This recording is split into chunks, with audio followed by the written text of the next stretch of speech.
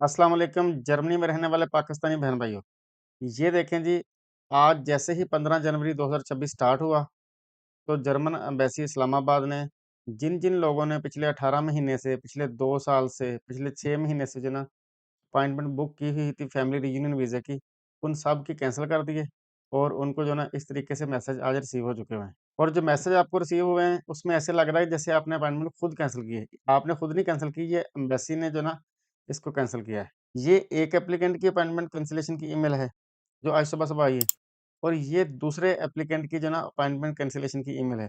Embassy ने नीचे reason भी दी है कि अपॉइंटमेंट कैंसल करने की रीज़न क्या है। उन्होंने बताया कि जो है ना आज 15 जनवरी 2025 ये डेट उन्होंने गलत लिखी हुई है, उनको 15 जनवरी 2026 लिखना चाहिए था। चलें कोई बात नहीं, उम्मीद है कि वो जल्दी करेक्ट कर लेंगे। इसके अलावा उन्होंने साथ ये भी लिखा कि अगर आपको आज के दिन तक अपॉइंटमेंट नहीं आई, तो मज़ीद आप जो है ना वेट ना करें क्योंकि आपको अपॉइंटमेंट आनी ही नहीं। अब आप क्या करें कि अब आप जो है ना इस लिंक पर जाके अपनी दोबारा एप्लीकेशन लॉन्च करें। अगर आपके पास डॉक्यूमेंट्स पूरे हैं, तो आप जो है ना इस पे जाके अपनी दोबारा एप्लीकेशन लॉन्च करें।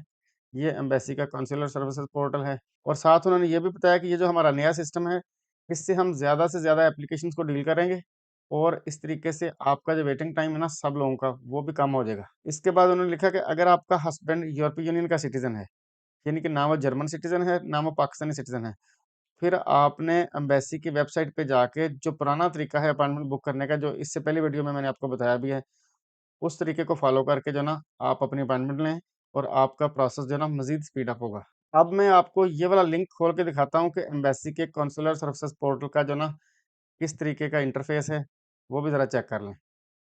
ये देखें जी, ये मैंने खोला है, ये 2 लैंग्वेजेज़ के अंदर है, इंग्लिश और जर्मन। काउंसलर सर्विसेज़ पोर्टल के अंदर जो ना अपॉर्च्युनिटी कार्ड पे आप अप्लाई कर सकते हैं, ब्लू कार्ड पे। इसके अलावा अगर कोई आप जो है ना स्किल्ड वर्कर वीज़े पे जाना चाह रहे हैं, आपके पास यूनिवर्सिटी की कोई डिग्री है, तो उनके लिए भी यही वाला ही पोर्टल इस्तेमाल होगा। उसके अलावा जनाब ये सारी कैटेगरीज़ लिखी हैं।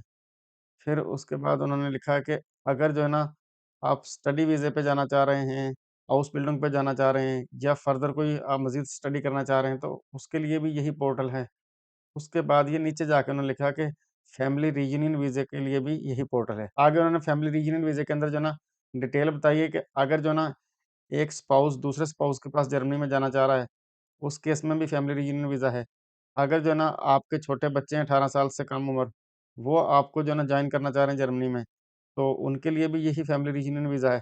इसके अलावा उन्होंने फैमिली रियूनियन वीज़ा में ये बताया कि अगर जो है ना बच्चा जर्मनी में है और बच्चे की उम्र 18 साल से कम है, यानी कि वो अडल्ट नहीं है, यानी कि वो माइनर बच्चा है, तो उस केस में जो है ना अगर पेरेंट्स पाकिस्तान से जर्मनी जाना चाह रहे हैं या किसी और कंट्री से, तो उसके लिए भी यही फैमिली रियूनियन वीज़ा ही अप्लाई होगा। ये जनाब जो है ना काउंसलर सर्विसेज़ पोर्टल है, ये मैंने थोड़ा-सा आपको इसका जो है ना व्यू दिखा दिया।